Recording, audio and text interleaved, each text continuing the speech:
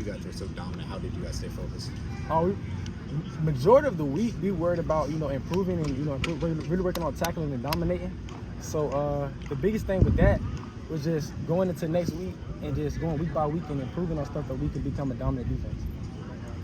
You guys had, I think, 14 tackles for loss against Ball State. I mean, what difference has it made, this defensive front, through 2 games, the havoc that they're creating up front? The defensive front is probably one of the best I've been around, to be honest. And I've been on a lot of good defensive fronts, especially with Keldrick, Malik blocking. Those guys, Bobby, really, mudding up those gaps and stuff like that for us to make, tackles in the phone booth.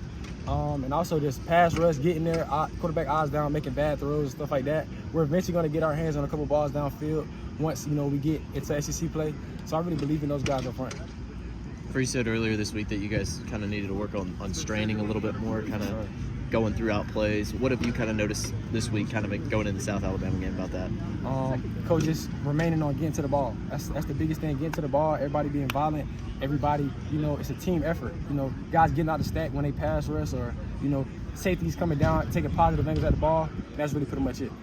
You're getting a lot of starting snaps. 2 games in, how comfortable are you in that secondary so far? Oh, definitely get a lot more comfortable. Definitely with strong hook drops and stuff like that. Me moving from corner, moving down inside, fitting in the box, so definitely getting more of a feel for that, and just have a lot more fun playing ball for sure. Appreciate it. I think Free said a couple weeks ago that New Boy maybe would have been on the field a little bit more against Baylor if he had been a little bit better at practice, kind of getting the playbook in. What's your advice when you're around a young player like that, still trying to learn and absorb the playbook? I would say he's a ball hawk. He's definitely a guy we need in the field, but it's kind of a thing that with freshmen, it's like, all right, maybe I don't have my circumstance I want now. How do I keep working and keep improving and just keep getting the playbook, getting extra meetings in, just so I can start playing a little bit faster, for sure.